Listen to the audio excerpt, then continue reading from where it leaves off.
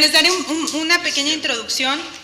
El tema que vamos a tratar hoy, como también lo señaló Juan Pablo en su correo, es un tema sumamente relevante y es el tema de clasificación de información, los límites del derecho de acceso a la información. Y lo que me gustaría para iniciar el debate y escuchar sus observaciones y sus comentarios es explicarles un poco qué animó el que quedara la propuesta como quedó y como les fue presentada a ustedes. Primero, consideramos la ley modelo de la OEA, consideramos también la ley federal y pues las resoluciones que a lo largo de 10 años ha emitido el IFAI. Fundamentalmente nos fuimos a la experiencia federal.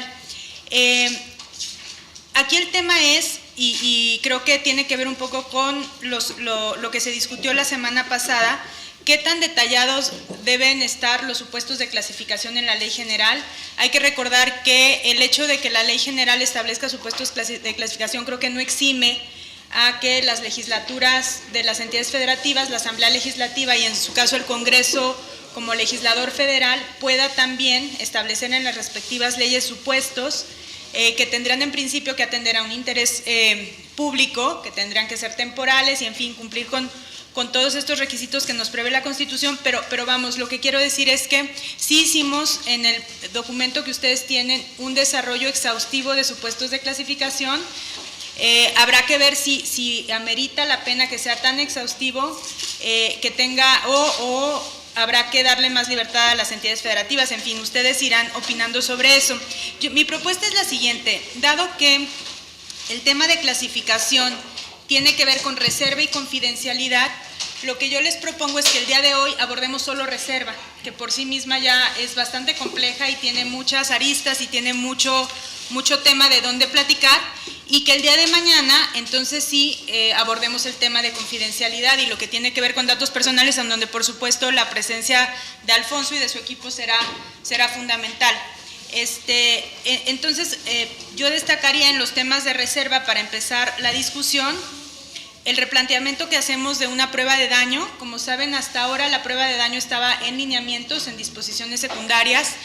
Hoy estamos elevándolo al rango de ley, pero no solo de la ley federal, sino de la ley general, a modo de que sea un parámetro que utilicen pues todos los órganos garantes para analizar la reserva de información en ciertos supuestos. Y ahí distinguiría yo y daría un poco lugar también, creo que, a la discusión el hecho de que tanto en la ley federal como ahora en la propuesta que hacemos nosotros haya 2 artículos que prevean la reserva de información. Y esto atiende, creemos, a que son situaciones de reserva distintas.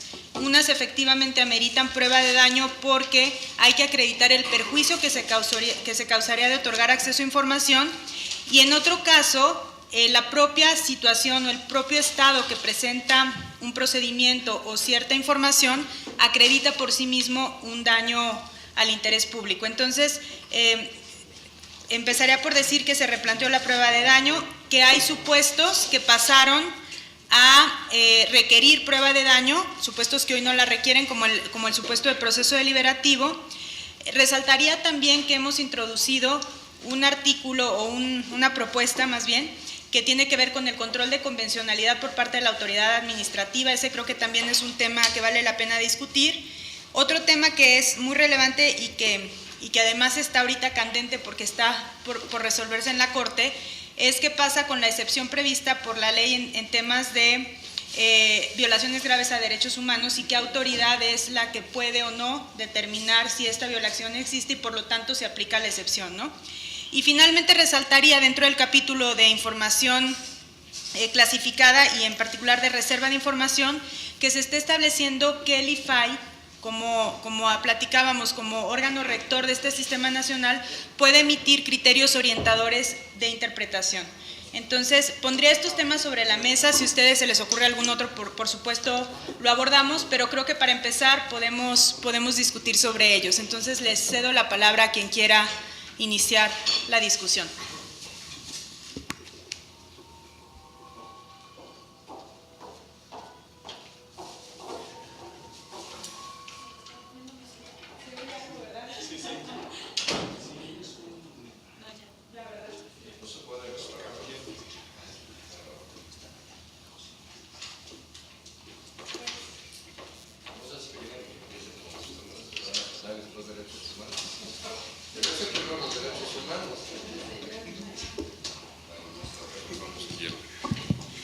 Bueno, pues directamente me voy con el tema de la información reservada. Creo que el trabajo que hizo el equipo de IFAI es magnífico en dos sentidos. Está acotado a los temas en los que debe de haber información reservada, que es seguridad nacional, seguridad pública, defensa nacional, los grandes temas.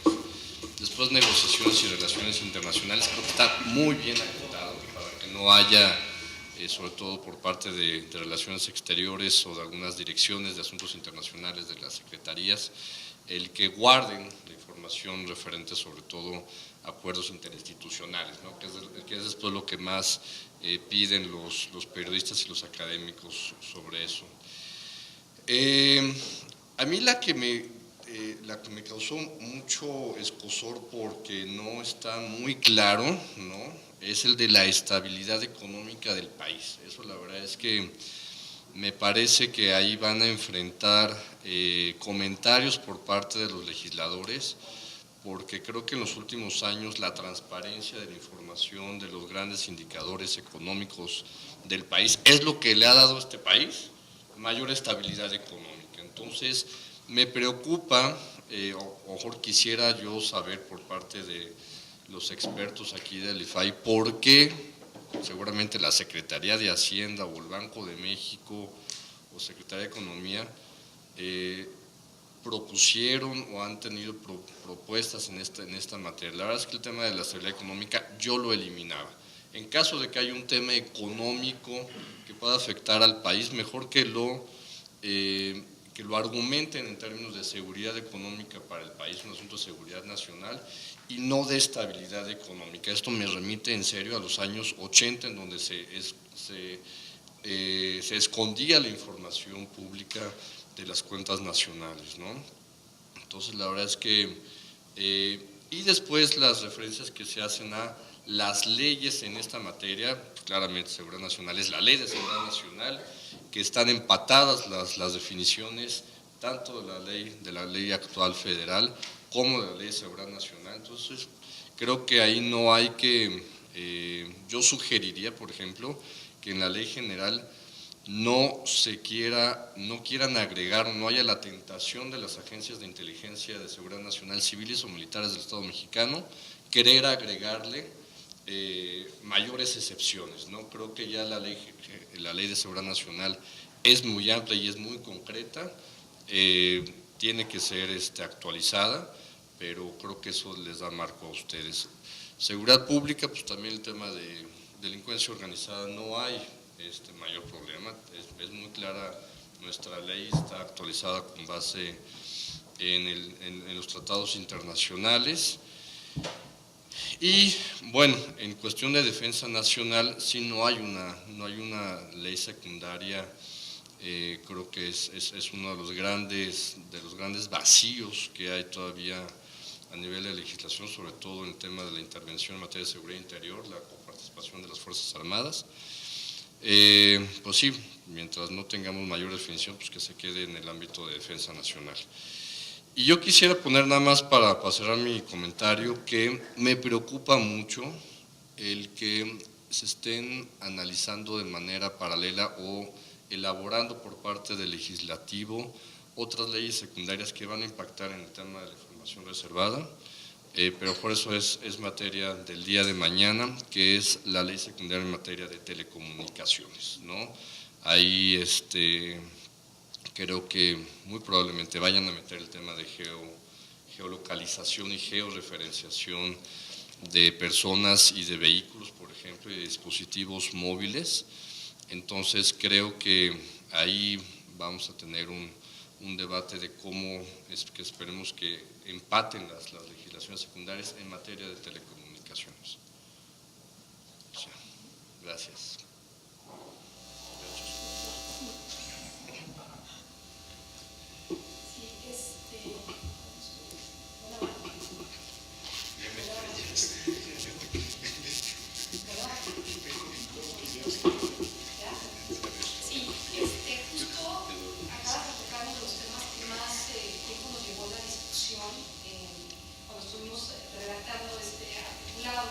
De hecho, incluso el primer tema de debate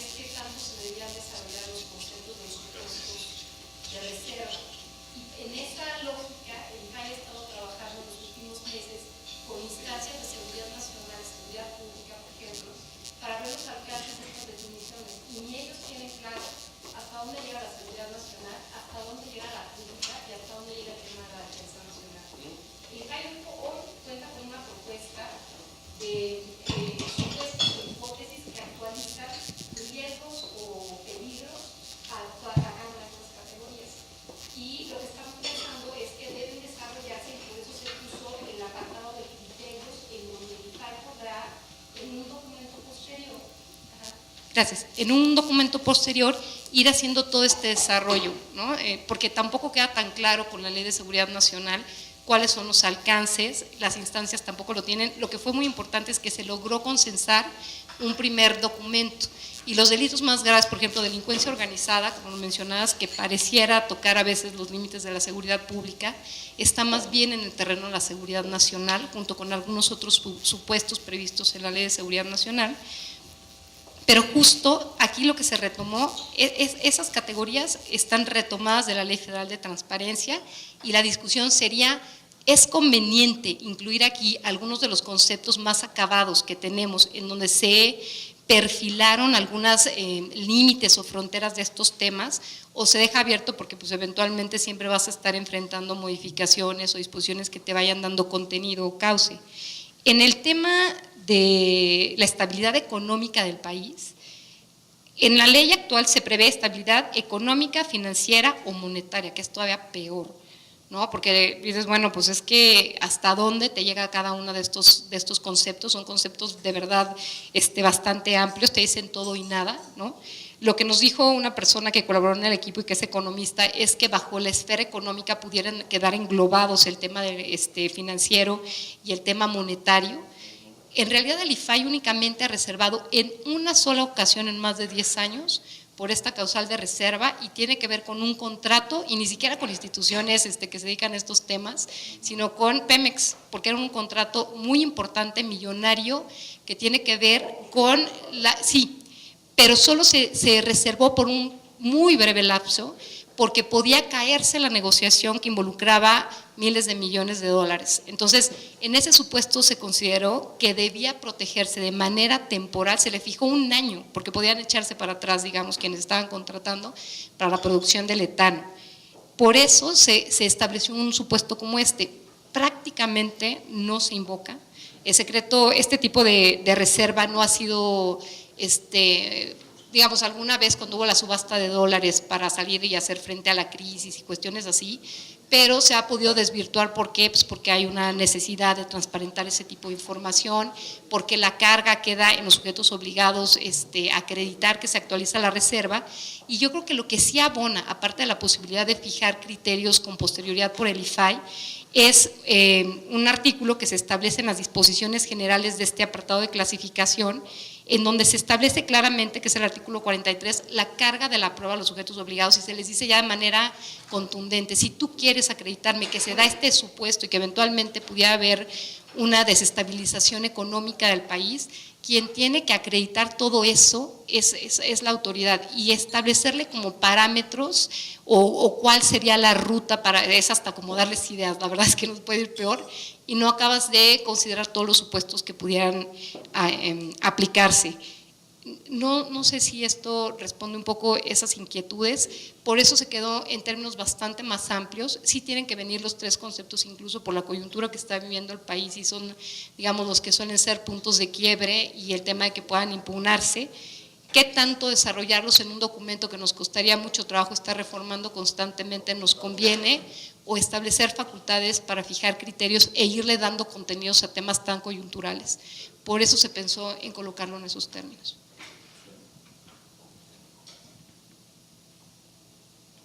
No, sí, yo por eso les digo, déjenlo así y que se vaya a las leyes actuales, y que el debate sobre definición de esos tres grandes conceptos los dé legislativo en su momento, que es esas deliberaciones, y no caigan en la esquizofrenia y en el diálogo de sordos que hay entre las agencias de inteligencia, que no se ponen de acuerdo con otros conceptos. Marina tiene unos conceptos de seguridad nacional, Ejército tiene otros, CISEN tiene otros, Seguridad Pública tiene otros. Entonces basémonos en lo que dice la ley y punto. Que no haya la tentación del Ejército que ponga los conceptos de antagonismos que nadie entiende. Vámonos con lo que dice muy claro la Ley de Seguridad Nacional y las leyes que ya comentamos, ¿no? Sí, muy bien. Gracias, buenas tardes. Bueno, dos comentarios puntuales nada más ahorita. En cuanto a las reservas en materia de averiguaciones previas y demás del artículo 51, no sé por la experiencia del IFAI si cuando está reservada la averiguación previa si eso no ha dado lugar a una interpretación demasiado amplia para que cada, bueno, la Procuraduría o como ley general, las locales ahora también, califiquen como reservada, como en reserva la averiguación previa y la mantengan así perennemente congelada, por así decirlo, porque no está concluida. Este problema se va a solucionar más fácilmente, va a estar más claro con el nuevo sistema, porque ya la investigación tiene un término más claro, pero también subsistirá en parte con la investigación inicial preliminar, que equivale grosso modo a la averiguación previa. Entonces, ¿cómo poder acotar esto para que no lo dejen así? Y entonces está abierto, estamos investigando.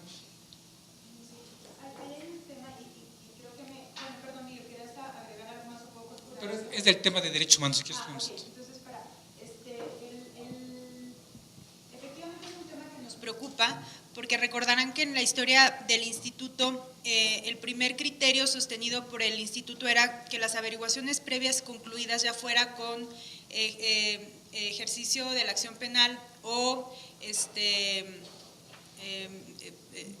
no ejercicio de la acción penal, eran susceptibles de versión pública, en donde se omitieran todos los datos personales que pudieran identificar o hacer identificable a quienes estaban involucrados, pero sí había un ejercicio de rendición de cuentas en el trabajo del Ministerio Público, que finalmente pues no deja de ser un servidor público que tiene ciertas obligaciones y en fin, ¿no?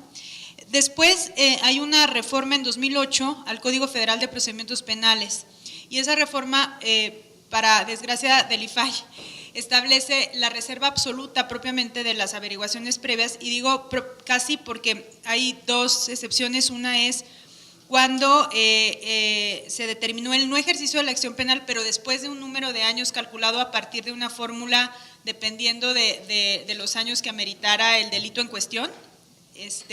Y la otra es, ¿cuál es la otra excepción? Cuando no hay tipificado un delito, ¿no?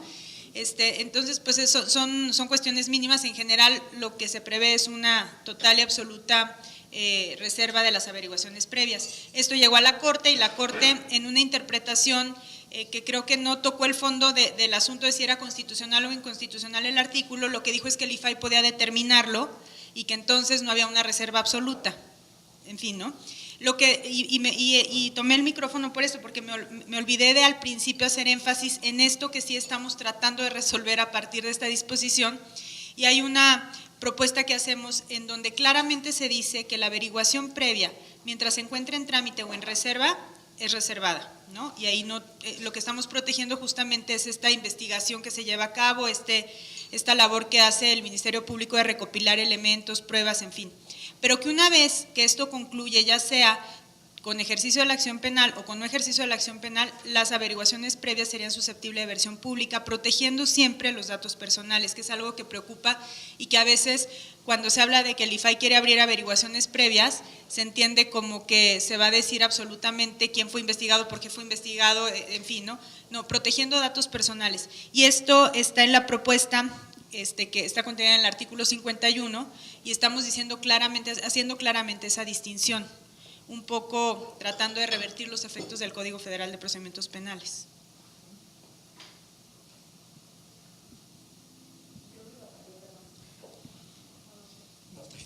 No, bueno, pero el punto es, ¿qué pasa cuando está, o sea, cuando la reserva es porque la averiguación está en reserva? O sea, que está, ese es un momento en el limbo, sí. La única posibilidad es la resolución del ejercicio o que no existe el tiempo. Entonces, todos los demás supuestos son inaccesibles para proceder a una reforma del artículo 16 del Código Federal de Procedimientos Penales.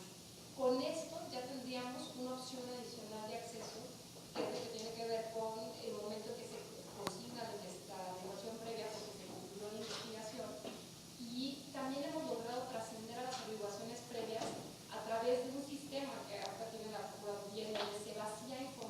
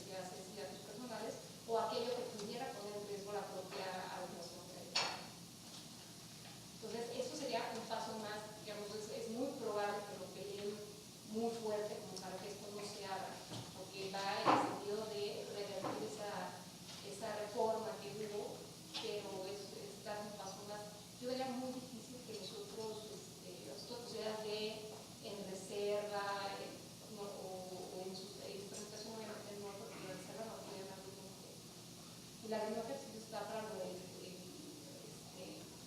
comentabas es una vez estuviera prescrito, ¿no? Entonces, pues es así. Y creo que la pregunta que habría que hacerse es, ¿qué interés jurídico se tutela al proteger a las averiguaciones previas, ¿no? Desde nuestra perspectiva, y por supuesto es un tema que puede opinarse, desde nuestra perspectiva, el bien jurídico que se tutela es la libertad y la secrecía con que el Ministerio Público puede actuar para recopilar cualquier elemento que le lleve a tomar una determinación X, sea cual sea, ¿no?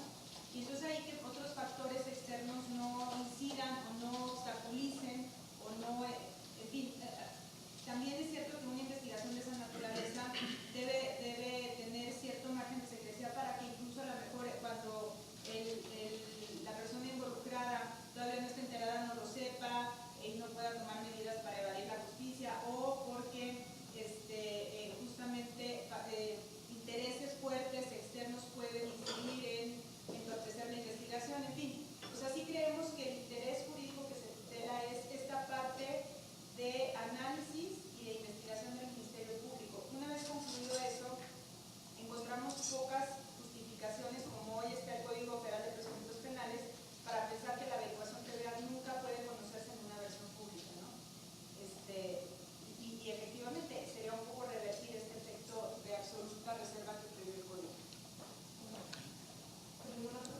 Hay una salida que yo creo que puede ser muy importante, que está en el propio texto del proyecto. Después de que vienen todas estas causales de clasificación, se establece: las causales previstas en este artículo no serán aplicables cuando a partir de una prueba de interés público se pondere entre el beneficio de su apertura y el de su reserva y se determine que el interés público de dar a conocer la información es mayor que el que se pretende proteger con base en los elementos, del test de interés público: idoneidad, necesidad y proporcionalidad. La única ocasión en que el IFAI ha abierto una averiguación previa, un expediente en trámite, fue cuando el asesinato de Colosio, a través de una prueba de interés público, y se tuvo acceso a videograbaciones, obviamente en versiones públicas, testando información, pero digamos, aunque está complicado el tema, sí tenemos esta posibilidad. Y recuerdo que en la sesión de trabajo de la semana pasada, una preocupación importante incluso del comisionado Trinidad es que estos ejercicios de ponderación vengan claramente habilitados en ley para que no haya duda de que instancias en sede administrativa, aunque materialmente jurisdiccional, puedan estar haciendo estos ejercicios. Y pensemos más allá, a lo mejor no es solo el órgano que está garantizando, sino incluso las unidades de enlace o los sujetos obligados al atender las solicitudes con actos debidamente fundados, ¿no? Y motivados. Sí, Ana Cristina, por favor, sirve tu micrófono. ¿Sí? Bueno, sobre esto, precisamente de averiguaciones previas, bueno, dos cosas. Una que me acaba de señalar ahorita Adrián, que es cierto, es el artículo 50 el artículo 50 es el que muestra como este pequeño candado, pero se refiere a las excepciones del artículo 50. Y el 51 es el que tiene las averiguaciones previas y que es precisamente con el que nos topamos, con el que nos chocamos constantemente. A mí lo que me preocupa un poco, que no sé realmente ahí cómo funcionaría, es que el problema está en la fracción primera, ¿no? El problema está en que le estamos dando el carácter de reservada a toda la información que se encuentra en otras leyes y tratados internacionales. Y incluso el propio IFAI le da mayor valor al Código Federal de Procedimientos Penales que a su ley especial a la hora de interpretar la ley. Entonces, esto es como la duda o lo que quisiera como plantear es, si el Código Federal de Procedimientos Penales dice que hay una estricta reserva, la Corte ya dijo que no puede haber absolutos dentro del acceso a la información o en cualquier reserva, y que se tiene que hacer un examen casuístico para determinar que procede o no procede la reserva. Sin embargo, esta pequeña fracción, bueno, esta fracción, la fracción primera, genera dudas tanto en el caso de averiguaciones previas como en los secretos fiscales por el artículo 69, etcétera, etcétera, que a la hora de la hora son los que son con los que se fundamenta la negativa de acceso a la información y por ejemplo, la PGR le da mucho más valor a su artículo 16. Entonces, yo creería que sería importante, no sé, poner claramente que fue una de las conclusiones a las que llegó la Corte al momento de determinar la acción de inconstitucionalidad contra el artículo 16, es que precisamente la Ley Federal de Transparencia o la Ley General de Transparencia es la ley especial de la materia y bajo el principio de especialidad, entonces esta es la que rige, y en el caso de averiguaciones previas, bueno, esto no va a decir el artículo, ¿verdad? Pero sí, en los principios y bases es la ley especial de la materia y solamente a falta de disposición expresa dentro de la ley, se aplicarían las disposiciones de reserva de otra ley. ¿Por qué? Porque si no se presta a que se invoque primero una y luego la otra. Y tenemos muchísimas normas, como ya mencionó Gerardo, que realmente van a empezar a cerrar, en el caso de telecomunicaciones, etcétera. Entonces, si en esta ley no viene que solamente en caso de falta de disposición expresa, pues entonces ya se aplica la…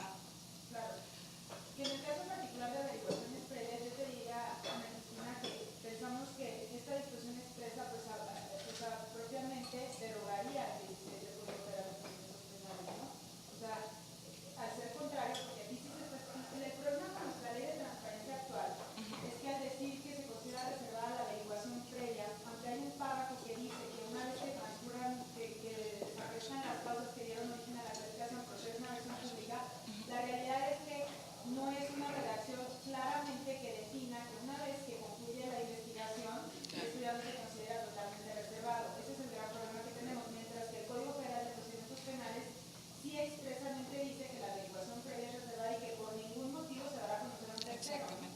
Entonces creo que como está redactado, aunque es por supuesto perfectible y puede incluso quedar con alguna adición que pudiera resultar todavía de mayor claridad, sí creo que estaríamos prácticamente derogando el 16, porque ya no hay una reserva absoluta en la medida en que no solo la Constitución lo prevé, la propia ley general desarrolla este principio, sino que además hay un supuesto particular que te dice hasta cuándo la averiguación previa es reservada en su totalidad y cuándo entonces sí procede una versión pública, ¿no? Pero creo que lo que comentas es muy relevante porque habrá que revisar que a la luz de cómo están redactadas estas cuestiones, sí tengamos claridad de que otras leyes en futuro pueden reservar información y no quedarnos cortos aquí para poder interpretar entonces que prevalece esta, ¿no? Sí, o sea, precisamente en bueno, tenemos este caso, ahorita averiguaciones previas, pero si ponemos todos los casos específicos, así como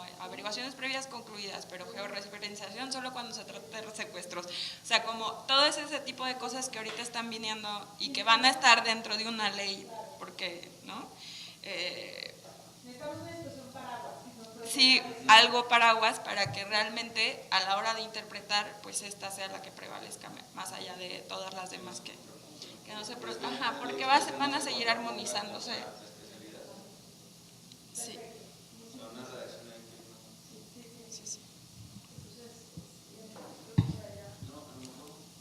Yo nada más, gracias, buenas tardes. En abono de lo que comentaba Ana Cristina ahorita, es que creo que si una reflexión en el 50 establece expresamente que las causales de clasificación previstas en este artículo, en el 50, por lo tanto creo que no serán extensivas al 51, ¿no? No sé si buscar un artículo especial o residual de esto.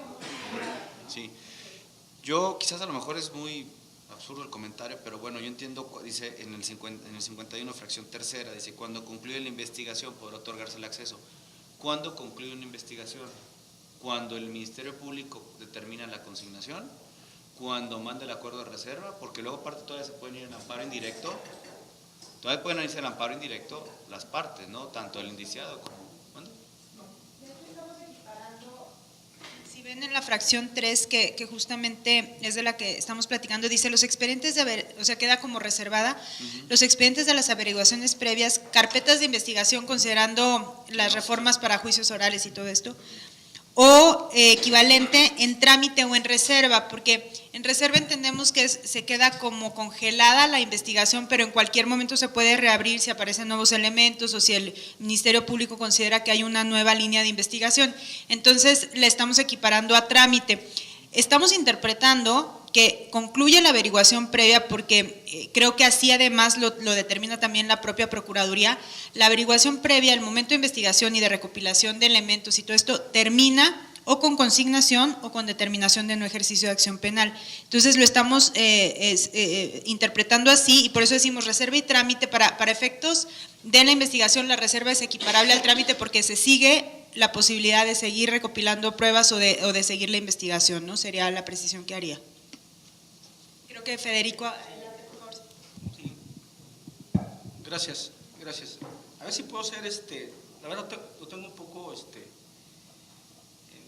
digamos, a ver si puedo ser preciso en el comentario, lo tengo en el orden de los artículos, de las ideas, y sobre todo porque habremos de reconocer que todo en la ley es importante, pero sin duda el tema del diseño de las causas de clasificación es todavía de mayor relevancia en el tema del acceso a la información y sobre todo para privilegiar el principio de máxima publicidad y de disponibilidad de la información.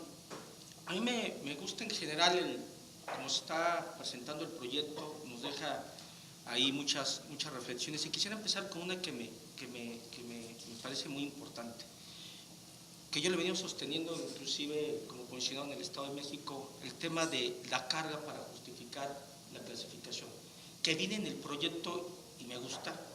Yo he venido insistiendo en algunos votos particulares que la carga de la prueba para justificar la clasificación corresponde a los sujetos obligados, y aquí se plantea en el proyecto. Y solamente lo dejo como tarea y como una reflexión inicial, no para que lo resuelva, porque me parece que es un tema de gran calado. Yo he señalado que eso porque viene junto con pegado que se plantea en el proyecto la negativa ficta, que yo comparto más esa teoría de la negativa ficta que la positiva. La positiva ficta de repente es puro disfraz, porque dicen, la positiva ficta, lo dicen, siempre y cuando no sea reservada o confidencial, bueno, entonces ya no es positiva. Positiva es porque la tienes y porque además es pública. Si dices que ya, si ves por reservada o confidencial, entonces ya no es positiva. Pero si además no la generas, pues ¿qué vas a entregar? No puedo obligarlo a que entregue lo imposible. Entonces, por eso negativa ficta me parece que es más soportada por la naturaleza misma de la materia. Pero eso tiene que ver mucho porque luego de repente cuando te dices positiva ficta, siempre y cuando fuera reservada o confidencial, ¿a cargo de quién? ¿Del órgano garante? Pues entonces ya no está la carga de la prueba a favor del sujeto obligado, sino del instituto, lo cual a mí me parece que es lamentable en algunos casos donde de repente, y lo dejo de tarea nada más, de repente hemos dejado la mayoría de los institutos, yo la verdad me he separado un poco de esa teoría, donde si efectivamente nosotros tendríamos que darle una oportunidad al sujeto obligado para que vía informe de cumplimiento clasifique. Si ya clasificó, tuvo su oportunidad en la respuesta en el informe justificado de afrendar su tema de clasificación, pero si ya esa carga de justificar la clasificación no es el sujeto obligado, ya no tendrías por qué abrir la oportunidad de clasificar con posterioridad. No, ya no hacerlo inclusive, no, al contrario, pues ya la carga de la prueba sería del sujeto obligado y tuvo su oportunidad para hacerlo. Eso lo dejo solamente como reflexión, pero me gusta la referencia sobre la carga de la prueba, sobre todo porque vendría a compartir el tema de que es mejor el tema de la negativa ficta y no de la positiva ficta, como se ha venido planteando en otros proyectos. Y luego otro tema que me parece importante, yo lo dejo solamente, lo estoy llevando en la reflexión, porque ustedes me gustaría conocerlo, ¿quiénes son los responsables de clasificar el tema de la reserva particular? Bueno, de clasificar, se señala lo que yo hasta ahorita había sabido, pues el comité o probablemente hasta el órgano garante, en un momento determinado tratándose de confidencialidad sobre todo. A mí ya me parece que de la reserva ya no tanto, nosotros no somos garantes de la reserva, sino el sujeto obligado, yo no tengo a veces elementos para presuponer que esa información pueda ser o no clasificada, eso le corresponde al sujeto obligado como carga para justificar la clasificación. Pero se señalan los titulares de las unidades administrativas. Yo no sé si efectivamente alcance para poner a los titulares de las unidades administrativas y el por qué. Yo me había quedado nada más en los primeros dos supuestos. Okay. La ley federal hoy establece que el primer servidor público que puede determinar la clasificación es el titular de la unidad administrativa. Lo retoma, si no me equivoco, así la ley modelo, pero no estoy muy segura, creo que sí. Pero a reserva de que se los confirme, les explico un poco cuál es la lógica que establece la ley federal y que nos parece que tiene congruencia y por eso lo replicamos. y es que quien elabora un documento o quien lo recibe en primera instancia es quien mejor conoce la situación particular que conlleva el contenido de ese documento. Entonces, normalmente es un titular de unidad administrativa. Puedes entender como titular de unidad administrativa al director general, a un subsecretario, al mismo secretario, pero es quien conoce el asunto en primer término de mejor forma para considerar si se ubica en algún supuesto de clasificación o no, y sobre todo para argumentar en consecuencia. Por supuesto, con el diseño institucional que hoy tenemos, eso permite que ante una eventual negativa sea el comité de información el que analice mejor el caso y determine si procede de esa clasificación o no. Pero la lógica es que en el día a día, quien tiene la sensibilidad para conocer mejor el asunto y saber si hay un supuesto de reserva que le aplica a esa información es el mismo titular de la unidad administrativa que conoce mejor el tema, la materia, el asunto, en fin. Esa es un poco la lógica. Y nada más agregaría respecto a lo que comentas, Federico, que me parece interesante lo que planteas respecto de que si el sujeto obligado ya no argumenta o no justifica la clasificación, hablando del tema ahora de positiva, que efectivamente cambia en la propuesta que nosotros traemos, es que me parece que al haber, o sea, la clasificación se origina por razones de interés público. Me parece que el órgano garante también tiene una responsabilidad en cuanto a determinar si existen o no. Gracias, Pepe. Entonces, el hecho de que, quiero expresarme muy bien, quiero decir que el hecho de que el sujeto obligado eventualmente no hubiera justificado o justificara mal una eventual clasificación y el órgano garante advierte que sí es susceptible de clasificarse, me parece que le responsabiliza de clasificar la información, porque finalmente lo que está haciendo es proteger el interés público al clasificar información que efectivamente es clasificada. Entonces, haría esa acotación en el tema de a quién le compete. Sí entiendo que en primera instancia es el sujeto obligado el responsable de explicar por qué, de justificarlo y de sustentarlo, pero si estamos pensando, voy a poner un ejemplo a lo mejor absurdo, que se trata de una información en seguridad nacional del ejército a dónde va a ir a combatir mañana la delincuencia organizada, pues me parece que el órgano garante, aunque no lo justifique bien el sujeto obligado, tiene la obligación como garante de proteger el interés público, aún que no sea dando acceso a la información y justamente sea reservando, ¿no? Pero sería una precisión que haría, pero… No sé en este punto muy rápido, si gusta, muy rápido, nada más para… sí entiendo el tema de las titulares de las autoridades administrativas, a veces como viene redactado, yo creo que a veces el tema sería que a lo mejor se puede entender en la lógica, ¿quiénes son responsables de clasificar y desclasificar? Dice, el titular de la unidad administrativa, el comité de información y el órgano garante, cuando lo que se ha venido señalando es que el órgano interno competente con atribución para clasificar es el comité de información que puede revocar, modificar o confirmar la clasificación propuesta por el titular de la unidad administrativa. Si lo ponemos así parecería, digo desde mi perspectiva, pues estoy yo equivocado, que va a decir, puede ser directo, y es que aquí dice que yo soy responsable. No, él propone, pero no es en la instancia competente. Yo lo digo porque me transporlo a mis casos particulares. Yo digo, si hubo una clasificación del tesorero, si hubo una clasificación de… nada más que eso le corresponde al comité de información. Esa es un poco la lógica, no es otra. Y a lo mejor también vale la pena, perdón, José, ahí voy, nada más para terminar con esto, quizá también vale la pena decir que hay que recordar que la información no solo se clasifica ante solicitud, que es cuando pasa por comité, es decir, el titular de la unidad administrativa, pensando en una unidad administrativa ideal, clasificaría cuando genera el documento si es clasificado. No, bueno, en la lógica federal no es así. O sea, en la lógica de nuestro procedimiento, hoy solamente pasa una clasificación por comité cuando la información es solicitada y eventualmente puede haber una negativa. El comité no interviene en el día a día de las clasificaciones de las unidades administrativas y es un trabajo más de revisión interna ante un probable perjuicio a un particular, pero no de una forma cotidiana. Entonces puede haber un documento clasificado que no haya pasado por comité. En el momento en que se solicite y que este documento vaya eventualmente a ser negado y eso a causarle un perjuicio en particular, entra entonces sí el órgano colegiado, ¿no?, que se crea en este diseño institucional como revisor para determinar si revoca, confirma o modifica esta clasificación. Pero no es que en todos los casos participe, y quizá ahí está la diferencia de apreciación que tenemos, porque el diseño institucional en el orden federal es así, solamente interviene ante solicitud. Por eso el titular puede clasificar aunque no haya una solicitud y no vaya a pasar por comité.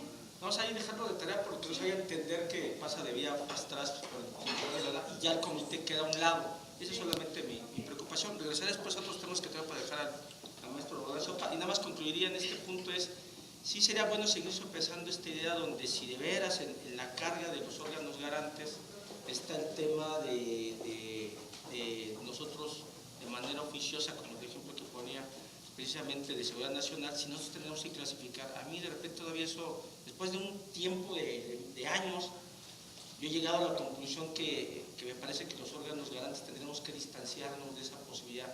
Si el sujeto obligado no justificó, no acreditó, no fundó, no motivó la clasificación, tuvo su oportunidad, tuvo la oportunidad de hacer un informe justificado y no lo hizo. Porque luego lo lamentable, lo digo yo así, para un particular que dice que ganó el recurso solamente para efectos de que le entreguen un acuerdo de clasificación por el cual le niegan información, pues en la óptica del particular dirá, bueno, estuvo bien, no digo que haya esos efectos en materia de amparo para que se funde y motive debidamente un acto de autoridad, pero de repente para el particular, oye, gané, fue procedente, fue fundado mi agravio, para efectos de que me justifiquen negarme la información. Y luego de repente eso puede llegar a suceder. Yo lamento, lo dejo como reflexión. Gracias. Perdón, maestro. No, es que me parece que los temas que han tocado son centrales. Ahora, yo tendría como varios problemas. Como de lo que estamos hablando es una materia transversal que toca cualquier cuestión, creo que sería muy útil en el proyecto, quizás a manera de notas de pie de página. Sé que esto es mucho más trabajo, pero creo que nos da a todos una mejor base. Si hay conflictos detectados, ¿cuáles pueden ser estos? Por ejemplo, lo que pasa en materia penal es un caso muy claro, ¿no? O el tema con la legislación mercantil en materia de secreto bancario, con la legislación fiscal en materia de secreto fiscal o fiduciario, en fin. Porque de esta manera podemos ir viendo cuáles pueden ser las probables zonas de conflicto y eventualmente los posibles temas de litigio interinstitucional, ¿no? Ese es un tema, ¿dónde están las zonas de riesgo y demás? Y que nos daría mayor utilidad, por ejemplo, en saber si cuando hablamos de lo económico incluye lo financiero, lo monetario, o bien por razón de especialidad, lo monetario y lo financiero pueden ser cuestiones distintas, ¿no? Así, en principio, pareciera ser que lo financiero está más ligado a intermediarios financieros y lo monetario está más ligado a las atribuciones del Banco de México y que tienen una ley específica, ¿no? Entonces, ahí comienzan como algunas de mis dudas y sobre todo también si ya hay precedentes de la Corte o de los tribunales, ¿en qué sentido han...? Yo creo que eso sería muy útil en una ley.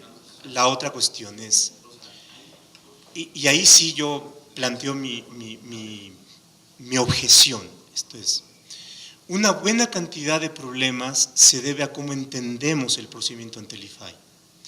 Es muy corriente, y yo lo escucho frecuentemente, pensar que lo que hace el IFAI es un procedimiento jurisdiccional. Y cuando pensamos en que es un procedimiento jurisdiccional, la seducción es que se parezca más a lo que pasan con los jueces. Entonces, si una de las partes no prueba, pues mala tarde para la parte, perdió su oportunidad y entonces le levantamos la mano al vencedor por el error de la otra parte. Y por supuesto, a lo mejor podemos asimilarnos a lo que pasa con un juez de distrito o un contencioso administrativo, en el cual si no fundó ni motivó, pues no nos importa ya la sustancia y le levantamos la mano a la otra parte porque perdió su oportunidad. Y eso también lo veo reflejado en la técnica de cómo plantean las resoluciones, como una litis, o qué efecto puede tener la carga de la prueba, o qué efecto puede tener la afirmativa o la negativa ficta, ¿no? Entonces, yo creo que, a ver, si hay una carga de la prueba a una de las partes y la parte no probó, pues entonces lo que hay que hacer es decir, ya ni nos ocupamos de esa parte. Y yo creo que ahí podemos estar perdiendo un tema que me parece que tú has destacado y que es central, cuál es la función constitucional del IFAI, y yo sí creo que no estamos ante un procedimiento jurisdiccional. estamos ante un procedimiento de otro tipo en donde precisamente una de las funciones del IFAI es que, a pesar de lo que digan las partes, es decir, aun cuando el solicitante de la información no establezca sus razones, no se va a atener a lo que exprese o deje de expresar el solicitante, porque lo que se pone enfrente es la obligación de dar la información independientemente de lo que nos diga el solicitante, ¿no? Pero también está la otra parte, si hay una cuestión de evidente interés público y la autoridad no satisface la carga de la prueba o no, yo creo que el IFAI tiene un tema central y que es su función de interés público. Y entonces ahí se separa drásticamente las técnicas jurisdiccionales. Entonces yo sí creo que ahí hay que rescatar la función constitucional del IFAI, que no es la de un juez. Es más, ni siquiera es un procedimiento cuasi jurisdiccional, es otra cosa distinta, ¿sí? Es una cuestión distinta. Y ahí yo defiendo y debato y nos podemos dar un buen agarrón en esta parte. La otra cuestión es, precisamente por eso, hay una serie de elementos que están involucrados en esto, y por supuesto hay grados, y yo creo que tenemos que ser cuidadosos en el tema de los grados, ¿no? No es lo mismo aquella averiguación previa en donde hay una querella que una investigación de oficio. Y el tema del conflicto y el encuentro con otras legislaciones creo que es importante. Y yo diría no solamente con la legislación penal y procesal penal, sino también con la de víctimas, ¿no? Entonces, la legislación de víctimas plantea una serie de derechos que precisamente cuando se trata de dar información es posible plantear un riesgo para la víctima, ¿no? Que es la parte que no está aquí involucrada en el procedimiento. Entonces, cuando se involucran procedimientos en donde hay derechos de terceros que no están involucrados en el procedimiento de acceso a la información, creo que hay que pensar, la cuestión penal puede ser una de ellas, ¿qué hacemos con los derechos de la víctima cuando se trata de tomarlos en cuenta, ¿no? Igual se decide, no, la víctima aquí no es responsable y nos interesa dar a conocer la información sin tomar en cuenta el parecer de la víctima, puede ser, pero al menos habría que ver si eso es un problema relevante o no. Y de una vez aprovecho para el tema de los procedimientos administrativos. En el caso de procedimientos administrativos, a diferencia de los procedimientos jurisdiccionales, hay un tema de interés público y de publicidad que hay que destacarse. Es decir, es posible que haya un procedimiento seguido en forma de juicio, pero lo que está involucrándose es un problema de interés general, de derechos difusos o incluso de lo que es lo análogo al interés legítimo en procedimiento administrativo, ¿no? Por ejemplo, uno puede quejarse sobre una práctica discriminatoria de una persona, que no necesariamente es un problema de discriminación de una persona en individual, sino puede ser una cuestión de discriminación en general, no sé, X, ¿no? Y eso es una cuestión que atañe al interés general y no necesariamente tiene que ser confidencial o reservado, ¿no? Entonces, porque aparte ahí nos enfrentamos al tema de la publicidad en el procedimiento administrativo. A lo mejor ciertas cuestiones del procedimiento administrativo tienen que ser reservadas, pero no todo el procedimiento administrativo.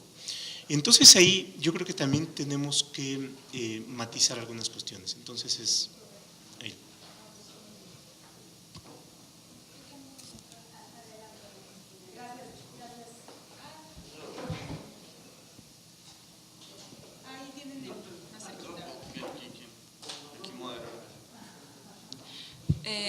Bueno, ya como ahora regresando un poquito como a los procedimientos de clasificación, digo que porque ya estamos en los temas específicos de clasificación, creo que algo que falta aquí en el articulado es el proceso de desclasificación de información, ¿no? Que se dice se podrá desclasificar y el IFAI determinará, pero el proceso de desclasificación no queda muy claro y, por ejemplo, en los estados, creo que eso es algo que, o sea, la información es reservada y pasan 12 años y a lo mejor ya no debería de ser reservada porque, por ejemplo, a lo mejor una averiguación previa ya prescribió, ya es ejercicio de la no acción penal, pero como es reservada, entonces tienes que esperar los 12 años, porque no hay un procedimiento claro para la revisión de aquellos documentos que ya, o sea, como una revisión anual de aquellos documentos que siguen siendo, cómo va a ser desclasificada, etcétera. Digo, creo que debería ser un poco más claro el proceso de desclasificación, porque no es claro. También creo que el término de reserva es el más amplio, ¿no? O sea, la mayoría de la ley modelo plantea 7 años y aquí se están planteando 12 años de reserva.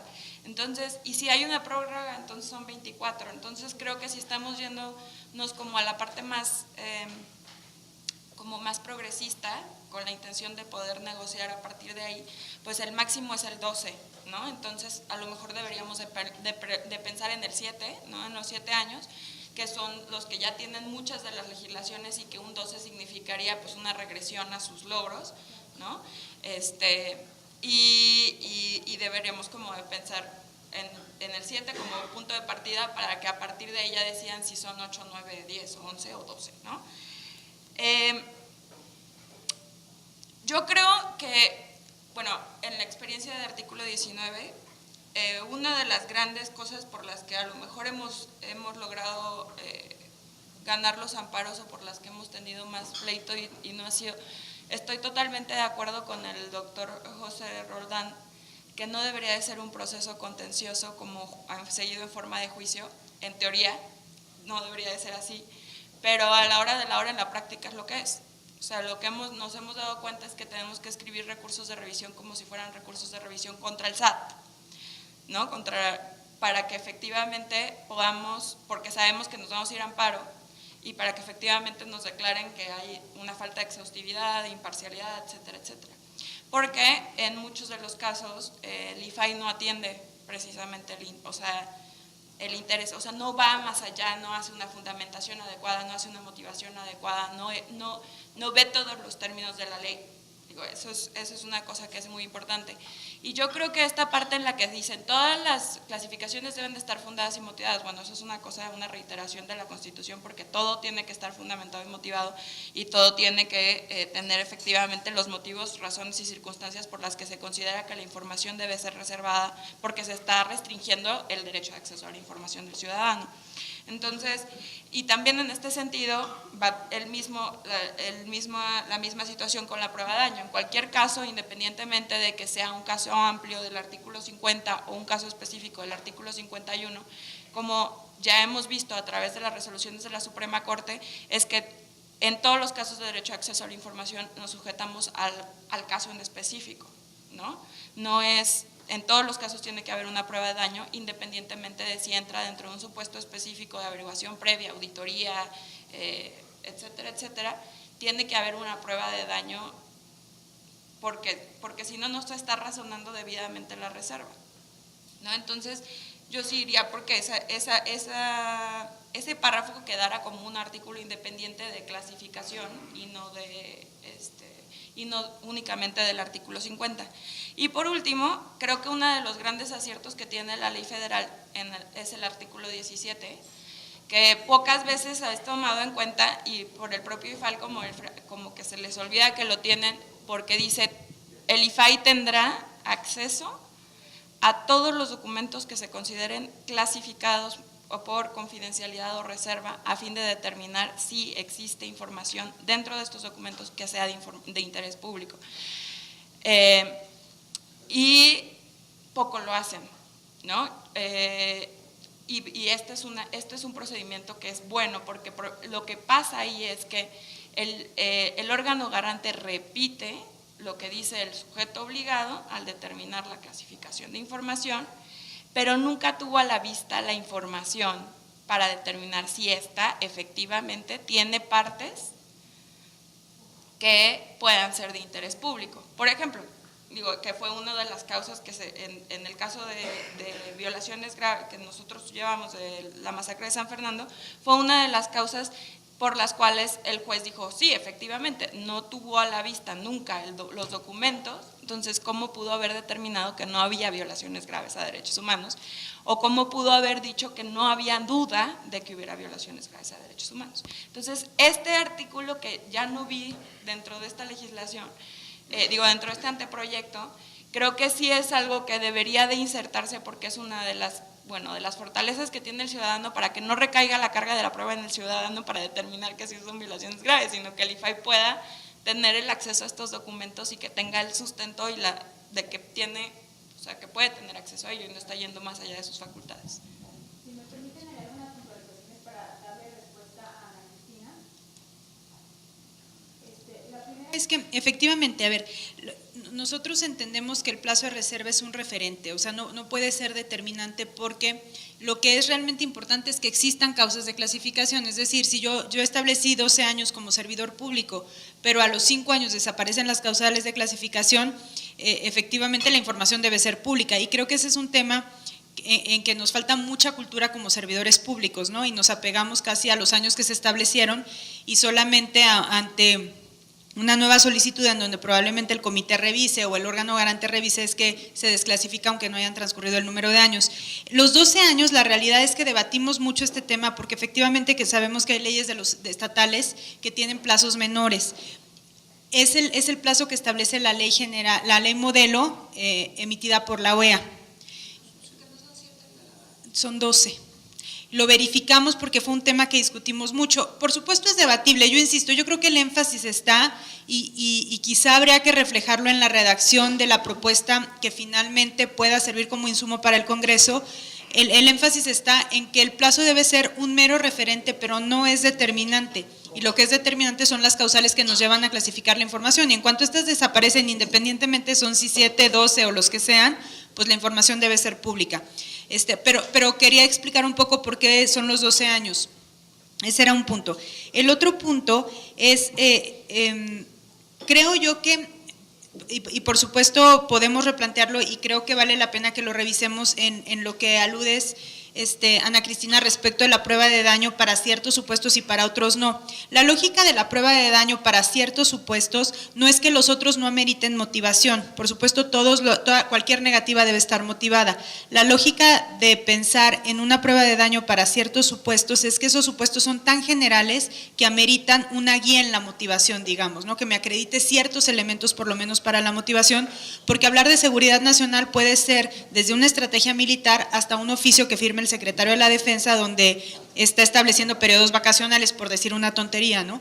Entonces, creo que la lógica de la prueba de daño radica, por eso, para ciertas materias, porque las otras son más específicas, digamos, lo que no quiere decir que no debe estar motivado, pero por supuesto es algo que se puede replantear y hay que analizarlo a la luz de lo que tú comentas. Y finalmente, lo dispuesto por el artículo 17 sí está, lo que pasa es que actualmente en la ley federal hay 2 artículos que prevén esta facultad para los comisionados, efectivamente el 17 y el apartado en donde se regula el recurso de revisión que dice que puede tener acceso el comisionado a cualquier información sea clasificada para poder resolver el recurso. Entonces sí está, lo dejamos en el apartado del recurso porque creemos que es cuando el comisionado o los comisionados ameritan o requieren conocer la información. La verdad es que la del 17 parecería que es una facultad que de oficio puede ejercer el pleno cuando quiera, pero a veces eso puede provocar, creo que, poca certeza, entonces por eso lo dejamos como en el apartado del recurso.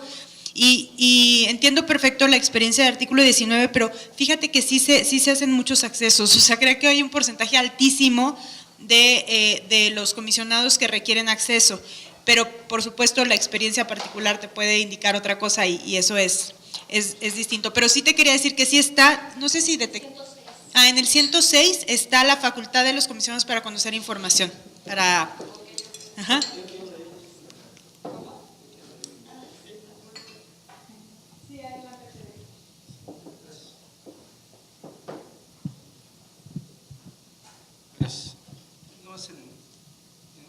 En reflexiones nada más, yo estoy pensando en lo que viven los estados y porque se está diseñando una ley general que es para la relación de los estados y el Distrito Federal. Yo veo en la propuesta que se plantea algo muy interesante, que es a la luz del comentario que uno de los comentarios que quiero también hacer. Se elimina esta referente, o no se establece, como viene en otras leyes, digamos, este cajón desastre, ¿no? Donde se dice que el daño que pueda producirse con la... Ponemos cuáles se pueden reservar, ¿no? Cuando se trata de esto, de aquello, del otro, estabilidad económica, seguridad. Luego siempre en la mayoría de las leyes pues hay un cajón desastre, ¿no? Que te dice cuando el daño que pueda producirse con la publicación sea mayor que el hecho de dar a conocer la información. Esta parte no viene en el proyecto, lo cual a mí me parece, de entrada me parece positivo, porque de repente somos casuísticos y de repente dejamos esta cláusula general, ¿no? Donde, bueno, si no cabe en ninguna de estas, en cualquier otra donde no quepa, ¿no? Con la propuesta lo que se está planteando es que se obliga, porque además se dice en el propio proyecto, a señalar el artículo fracción que se está diciendo se reserva. Si quitamos este cajón de esta fracción general, pues lo que estaríamos diciendo es que el sujeto obligado, o quien esté, o la instancia competente para clasificar, tendrá que buscarle un cobijo en cualquiera de las que ya se están planteando.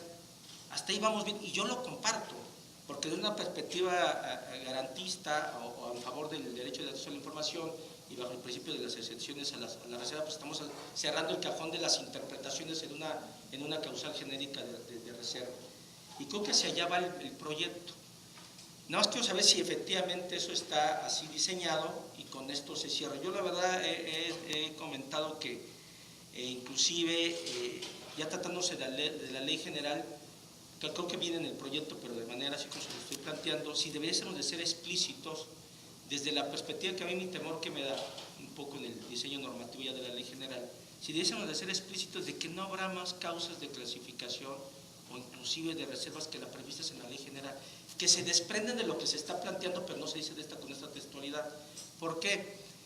Porque yo estoy preocupado desde la perspectiva local, y esa es sobre todo hablar de mi experiencia. Sabemos que si esta referencia tiene que ser el de no abrir causales de reserva en las entidades federativas, porque a lo mejor lo ponen en la ley general y se vuelve a repetir en la ley federal, pero luego sucede que, por ejemplo, cuando yo llego al Estado, pues hay una causa de reserva que se denomina no seguridad nacional, sino seguridad del Estado. ¿Me explico? O sea, en el Estado hay una cosa que es, aparte de la seguridad nacional y aparte del tema de la defensa nacional, hay un tema que es de la defensa del Estado. Y tenemos, digamos, una causa de reserva que es la defensa del Estado. Yo me imagino en la ley general, solamente lo dejo como reflexión, si hiciéramos un análisis comparativo de las leyes, a mí me parece que las que se proponen, salvo el tema de la seguridad del Estado, hablo del Estado, no del Estado mexicano, sino del Estado de México, del Estado de Jalisco, etcétera, etcétera, me parece que ya no habría que haber más causas de reserva. Hablo a la luz de los estados, que de repente nosotros cerremos el cajón de tal manera que independientemente eso diga una legislatura, bueno, seguridad de Estado, seguridad de no sé qué, y entonces amplíen lo que se quiere evitar con la ley general. No sé si me estoy explicando. Yo me parece que las que se están planteando son las mismas que tengo yo, por ejemplo, en el caso del Estado, con la excepción de la de seguridad de Estado de México. No, me parece que todas las demás vienen ahí. Y creo que en la mayoría de las legislaturas locales vienen las mismas que vienen a nivel federal, pero de repente ha habido las tentaciones de ir agregando causas que ustedes entienden su propuesta pretenden cerrar. Habría que cerrarlos de manera después de que no habrá más causas de reserva, de clasificación que las previstas en esta ley general. Sería esa mi reflexión, tengo más puntos, pero parece que esto es importante en el diseño de una ley general, en este primer punto. Sobre esa cuestión, lo que se propone en el proyecto de ley es un artículo en donde sí se establece que los sujetos obligados deberán de aplicar de manera restrictiva y limitada las excepciones previstas en los artículos que después se desarrollan para reserva y confidencialidad. No se pusieron de manera enunciativa, sino de manera taxativa. El cajón del sastre sí existe cuando se dice aquellas otras que prevean las leyes, porque hay esta posibilidad de que se detecten otras cuestiones que han de ser protegidas, pero sí tiene un procedimiento dificultado que será por el mecanismo legislativo, y eso sí podría ocurrir en los estados, y me parece que es muy difícil que pudiera cerrarse esa posibilidad porque pudieran surgir temas que ameriten de una previsión específica.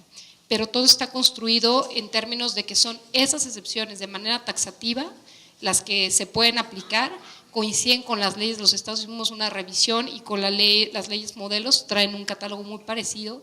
Y me parece que a lo mejor es una cosa de grado y podría hacerse un énfasis en este artículo que se refiere a la forma de interpretación y aplicación de las reservas para que quede muy claro que hay una previsión legal o una cuestión como esa, ¿no? Sí, inclusive yo insistía que en el proyecto lleva todas estas bondades, ¿eh? Me gustaría que fuera más explícita para cerrar la puerta. Yo digo, oye, me gusta porque es una interpretación de lo que se plantea, que será única y exclusivamente estas que se... Pero a veces como que requiere, hablo de los estados, ¿no? Que de repente se ven las tentaciones de ir aumentando las causas de reserva, como que les comentaba. Y se comentaba también hace un ratito, precisamente a la luz de esta, Rosa María comentaba, ya adelantó parte de mi reflexión. Comentaba, hoy se queda nada más el tema de la estabilidad económica, antes estaría la estabilidad financiera, monetaria, que de repente fue la inquietud que se dio en el debate en el constituyente permanente para querer abrir el recurso excepcional contra las resoluciones definitivas del INPAI o de los órganos locales. Ya dio la explicación, solamente lo dejo ahí, probablemente vuelva a insistirse, que a mí me parece que refirió otra vez a financiera o monetaria, que fue la inquietud que quiso abrir el recurso excepcional, no de la definitividad. Yo creo que si ya existía el de económica, financiera y monetaria, probablemente habría que volver a regresar, sobre todo por estas inquietudes que traían los defensores del recurso excepcional, no porque yo lo comparta, pero probablemente, oye, quitado el financiero y quitado del monetario, que era lo que nos preocupaba, a pesar de que puede estar incorporado en el tema económico. Solamente lo dejo como reflexión de la inquietud que se dio en aquel entonces. Y luego hay otra donde me gusta la parte esta de las causas de clasificación que ya se dijo hace un rato, no serán aplicables cuando a partir de una prueba de interés público se pondera entre el beneficio de la apertura, lo que ya se comentó. Solamente es una pregunta, sobre todo donde se dice en base a elementos de idoneidad, necesidad y proporcionalidad. A mí la persona de entrada, pero obviamente ustedes tienen más tiempo probablemente en el diseño de esta propuesta y de los comentarios que en internos han de haber generado, no me convence a mí todavía la parte final, porque es muy, digamos, me parece muy garantista al inicio, y cuando ya le pones estos extremos normativos, dices, bueno, pues ya de aquí a que el tema del interés público que se pondere y le pongo idoneidad, necesidad y proporcionalidad, que tiene muchos tópicos en otras materias, pues bueno, ya no fue tan bondadoso el tema de poder aperturar la información con estos tres candados que tendría que acreditarlos quien deba de desclasificar o aperturar la información. Me parece, y si se dejan, que a mí no me gusta, preferiría que se eliminaran, me parece que es mejor porque todo lo demás sistemático de la propuesta te podréis arribar a una clasificación o desclasificación, y si se llegaran a mantener, bueno, pues que entendemos por la necesidad y proporcionar desde la perspectiva de la transparencia, ¿no? Eso yo diría, esa es otra de las cosas. La verdad yo prefería que mejor sería eliminarlo, me parece que todo lo demás lo justifica. Hasta ahí si quieren este punto, perdón. Sí, justo es lo que comentaba ahorita con Ceci. Estos son los elementos de la test de prueba de interés público, a lo mejor sí están muy técnicos, pensados en una legislación que tiene que ser aplicada por cualquiera, incluso el particular puede apelar a lo que dice aquí, cuando dice idoneidad, necesidad y proporcionalidad, pues no es tan accesible, ¿no? Entonces, lo que podríamos hacer es buscar, a lo mejor no su eliminación, pero sí presentarlo de manera comprensible para quien lo desarrolle, porque la opción que habíamos pensado es que como se establecía que el IFAI iba a emitir criterios de interpretación para este capítulo de reservas, allí desarrollar, digamos, a mayor detalle cómo se hacen estos tipos de test o ejercicios, pero yo creo que sí se podrían adelantar muy bien aquí, porque sí, o sea, más que ser un obstáculo que te cierre la llave en estos casos, te ayudan a sostenerlas, a dar certeza cuando tienes que trascender pues una reserva prevista por un poder, ¿no? por una legislación. Entonces, cuando estás trascendiendo, tú también tienes una carga para acreditar estas tres razones en esa decisión. Entonces, sí creo que valdría la pena que se desarrollara un poco más. Sí, pero entiendo una carga para el gallo. Sí, si no hay, y yo soy el solicitante puedo reclamar no puedo recurrir a la decisión, ¿no? Impugnar la decisión. Exactamente. Entonces, pero sí valdría la pena, pensando que lo van a aplicar todos los organismos garantes al momento de estar. Platicábamos hace rato, cualquier sujeto obligado o organismo garante puede hacer un ejercicio como esto y decir, oye, estoy en un supuesto de interés público y tengo para hacer valer mi decisión que justificarla.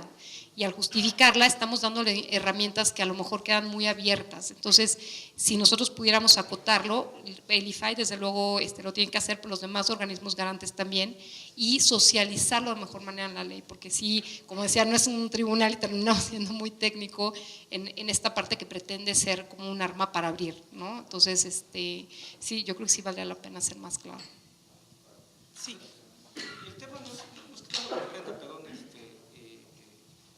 inclusive uno lo ve desde la perspectiva del órgano garante, pues tengo que decir que tiene una mentalidad aperturista, una mentalidad por interés público, pero hay que reconocer que a veces estos elementos, lo quiero decir a nivel local, operan en sentido contrario, porque pueden operar, oye, comisión, no pretendas abrir la información porque no hay elementos de idoneidad, de necesidad y de proporcionalidad para abrirla. No sé si me explico.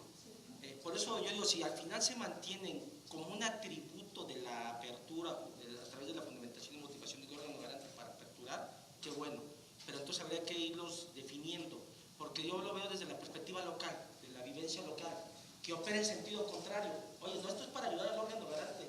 No, pues a mí me ayudaría si no le pones candados, porque pues, oye, esto es de interés público y no te tengo que ahorita ni idoneidad, ni necesidad, ni proporcionar, sino fundar y motivar desde mi óptica libre de apreciación, desde que se aperture. Cuando pones esto en un órgano local que no quiere dar la información, le sirve al revés. Le sirve al revés a la mayoría que no puede probablemente quererlo abrir. Porque dice, comisión, a ver, justifícame la necesidad, la idoneidad y la proporcionalidad para la apertura. Opera en sentido contrario, salvo que se definiera en este sentido que bien comenta. Yo lo veo desde esa perspectiva local, no es por otra cosa. Y creo que el tema está también en lo técnico de la disposición, ¿no? Y creo que ahí vale la pena retomar, me parece importantísimo lo que ha comentado el doctor Roldán Chopa, en el sentido de que efectivamente el concebir al IFAI o a los órganos garantes como meros tribunales limita de manera importante lo que la Constitución está previendo que se desarrolle, o sea, por eso les dotó de autonomía constitucional, ¿no? Y por eso no son justamente tribunales. Entonces, creo que esa perspectiva no se puede perder ni en los temas técnicos de clasificación que estamos viendo ahorita, como en los que veremos más adelante de procedimiento, de política pública, en fin, ¿no? Y creo que a partir de ahí es un referente muy importante darle la amplitud de vida que le da la Constitución al IFAI y a los órganos garantes para el papel que desempeñan justamente como órganos de Estado, ¿no? Que es lo que se está previendo. Un tema también importante que decía Federico, se me olvidó decirlo, para el caso de que en las legislaciones locales fueran mucho más allá, justo este test te ayuda para hacer un control concreto, ¿no?, de esa previsión, más allá que el instituto puede promover una acción de inconstitucionalidad, que además es una vía alternativa. En las resoluciones pues estará revisando los contenidos específicos de las legislaciones locales, ¿no?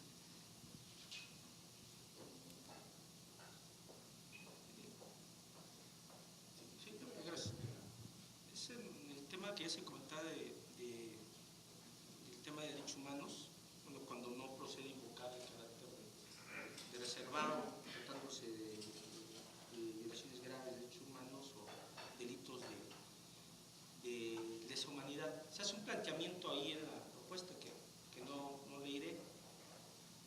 No sé si lo que valdría la pena, yo en una propuesta algún día de lineamiento, que quiero hacerlo a la luz de esta misma disposición, si se valdría la pena retomar algunas cuestiones que ya ha dicho la Suprema Corte, donde si valdría la pena más bien es ya señalar, para los efectos de este artículo se entiende por derechos humanos o derechos fundamentales, que aquí ya se cambia el diálogo fundamentales y humanos, ¿no? Los derechos humanos se entienden, bueno, derechos fundamentales se entienden los derechos humanos, se entienden por derechos humanos y enunciarlo como lo ha dicho la Corte.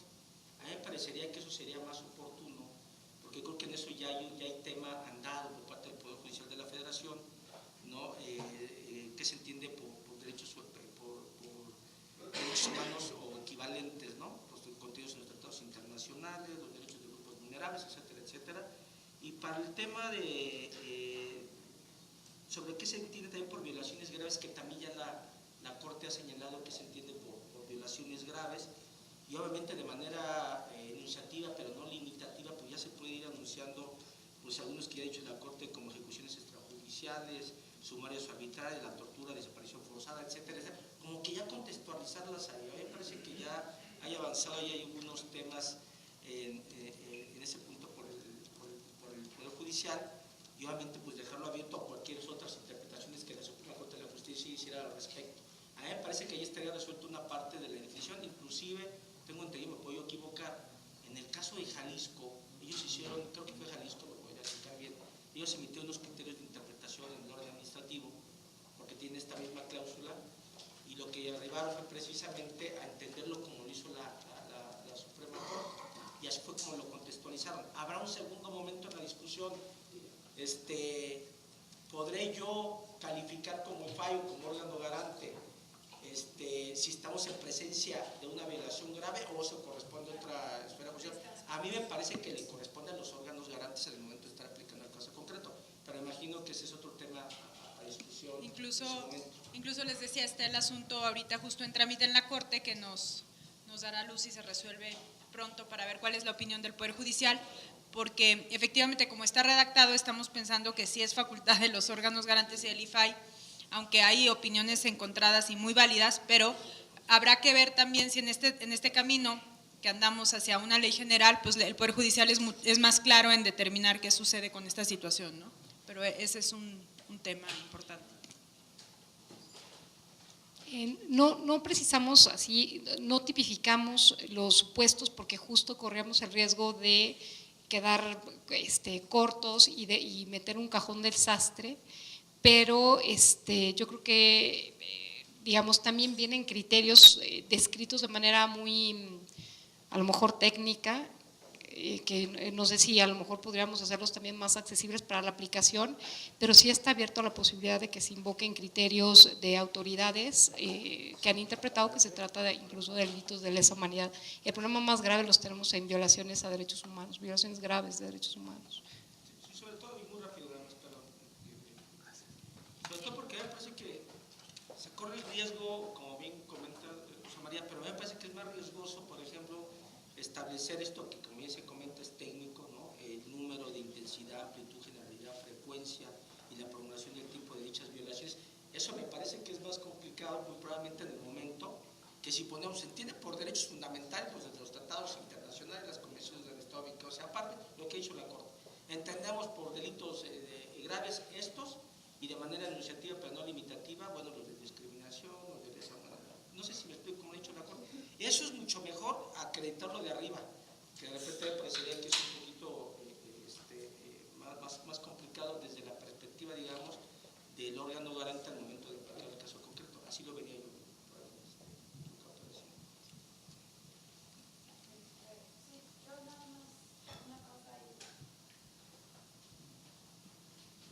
Bueno, yo un poquito contrario a lo que dice el comisionado, creo que agarraron la tesis de la Corte, ¿no? Porque pusieron los criterios de interpretación que vienen de la Corte Interamericana y de la propia Suprema Corte para determinar violaciones graves a derechos humanos. Pero lo que sí creo es que me preocupa un poco la redacción, porque por un lado dice que a partir del análisis de criterios cuantitativos y cualitativos realizados por cualquier autoridad encargada de determinar la procedencia de acceso a la información, que eso es como lo que dice la Corte, el intérprete de la ley de acceso a la información, se trata de investigación en cualquier instancia, eso está muy bien porque puede ser en trámite, de violaciones graves a derechos humanos, que se haya determinado, yo creo que más bien es como que a lo mejor valdría la pena poner ese parrafito abajo dentro del mismo artículo para determinar la existencia de violaciones graves a derechos humanos conforme a la fracción anterior o no sé, el intérprete deberá verificar la intensidad, amplitud, generalidad, porque si no, el que se haya determinado entonces otra vez nos lleva al círculo vicioso de que ya debió de haberse determinado que efectivamente haya número, intensidad, amplitud, y pues eso nos puede meter un poquito en problemas, pero bueno, es nada más como una apreciación de forma. Y la otra, que es,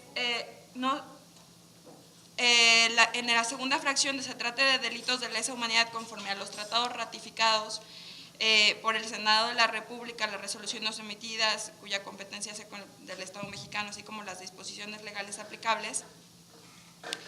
Ahí no sé si valdría la pena hacer mención, es una pregunta, no sé, sobre las averiguaciones previas iniciadas en los tipos penales 149 y 149 bis, que son los que hablan sobre genocidio y ¿no? Que son como los dos casos que prevé el Código Federal de Procedimientos Penales en estos casos. Pero digo, eso lo dejo ahí, yo creo que a lo mejor el maestro Sarre puede decir más sobre ese tipo de información. Sí, no sé, porque digo, también puede ser esas averiguaciones previas que están iniciadas bajo esos supuestos, esos dos supuestos que son los únicos que toca el Código Federal de Procedimientos Penales, pues entonces ya serían como de entrada públicos. Y también creo que sería importante considerar que lejos de aquella información que se solicita y que haya presunción de que existe una violación grave de derechos humanos cuando todavía no hay una determinación de por medio, aquella información que ya se ha determinado que es violación grave de derechos humanos debe de ser estrictamente pública. O sea, ahí sí hay un absoluto, ¿no? Yo creo porque, o sea, por ejemplo, el caso de Campo Algodonero, que ya se ha determinado que es una violación grave de derechos humanos, todas las acciones deberían de ser totalmente públicas, no tendría que mediar una solicitud de acceso a la información para obtener este tipo de información o otros casos que ya se han reconocido. Y bueno, eso serían las consideraciones. Sí, en el caso de la primera observación que hace Ana Cristina, en el caso de la primera observación que hace, la verdad es que lo que establece la fracción segunda, la propuesta que tenemos es que se refiere a disposiciones legales aplicables justamente para no acotarlo, ¿no? Aunque haya dos supuestos previstos en el código. Y en el segundo caso, sí creo que es un supuesto distinto porque ya habría terminado y también habría que aclarar ahí que no hay posibilidad de reserva alguna. Lo único es que quizá, no sé si, porque dice sin que medie solicitud, como si fuera una obligación de transparencia, como una información relevante del Estado mexicano. Eso sería lo ideal, ¿no? Ajá. Convertirlo como en una obligación de transparencia, que toda la información relacionada con el seguimiento. Ajá. Normalmente son expedientes gruesos, entonces no sé qué tan factible sea eso, pero sí creo, digo, hay que pensarle bien, pero sí creo que amerita una disposición particular en donde sea ahí sí imposible la reserva, y le paso el micrófono al doctor.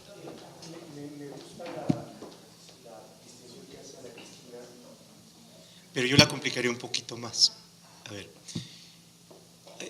hay como dos puntos, es decir, primero, y esto tiene que ver con San Fernando, es, ¿había o no competencia?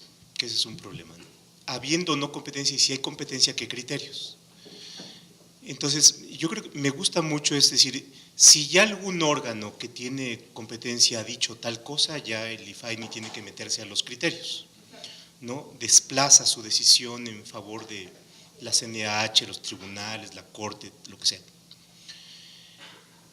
Pero viene otro tema, es posible que un órgano diga no hay violaciones a derechos. Creo que la CNH ya dijo, graves, ya dijo, ¿no? Entonces ahí funcionaría de igual manera a la inversa. Ese no es un caso fácil, ¿no? Porque además son distintas materias de las cuales se ocupan, ¿no? Es decir, a lo mejor el tema de información, yo diría, si hay un órgano, y sobre todo en este caso de la Comisión Nacional de Derechos Humanos, que emite una recomendación no vinculante, en una competencia el IFAI podría decir si hay violaciones graves, ¿no? Yo creo que cabría esa posibilidad. El otro tema es cómo le hacemos para determinar si hay violaciones graves, y es donde entran los criterios, ¿no?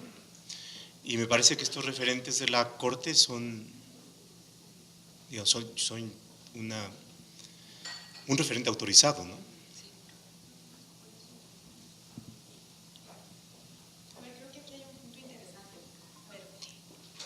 El tema, como bien planteas, Pepe, es, o sea, cómo y quién puede determinar si son violaciones graves, pero el tema es si se puede determinar previamente esa determinación, que ya es la final, digamos, si se puede decir son investigaciones relativas a violaciones graves a derechos humanos. A lo mejor el resultado va a ser que no hubo violaciones graves a derechos humanos, a lo mejor, pero si hablamos de que son investigaciones que están en curso y están en trámite, y entonces podríamos pensar que se debe abrir el procedimiento para que sea transparente, igual al final va a resultar que no hubo violaciones graves, pero el procedimiento se abrió en razón de que la investigación era sobre ese aspecto. Es otro factor que habría que considerar y que creo que nos va dando certeza o nos va acercando a ciertos, a diferencia de supuestos. Uno es el punto cuando esté concluido, ¿no?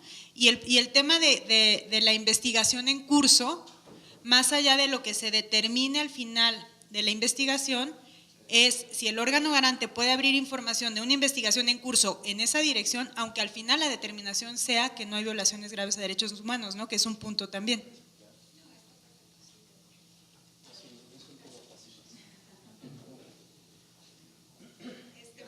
Nos queda realmente ya muy poco tiempo y a ver, voy a tratar de hacer un recuento de lo que creo que íbamos a deliberar al principio para ver si hay algo que nos falte.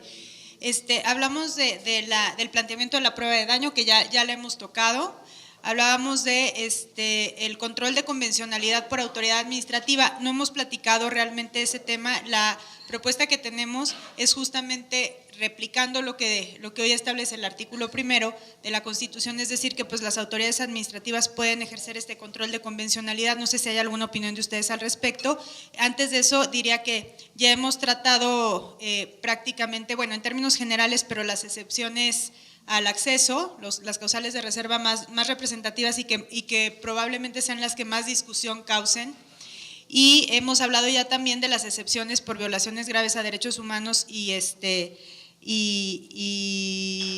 delitos de lesa humanidad, que también son excepciones a la reserva, y también sobre los criterios orientadores de interpretación emitidos por el IFAI. Creo que lo único que no hemos tocado es el control de convencionalidad, y no sé qué opinión tengan ustedes de que lo establezcamos tal cual en la ley general, justamente para que sea una cuestión que se replique en las entidades federativas y por supuesto en el orden federal.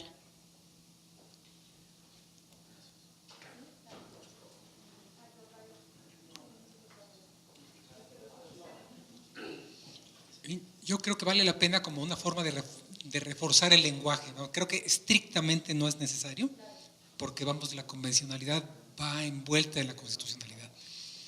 Pero como el sentir de la Corte también es reforzarlo, es como esas reformas constitucionales donde dicen, y se hará conforme a los derechos humanos. Bueno, pues todo tiene que ser conforme a los derechos humanos, ¿no? Entonces igual aquí creo que vale la pena para darle más fuerza a esta vinculación con todo un criterio de los órganos internacionales, especialmente interamericanos.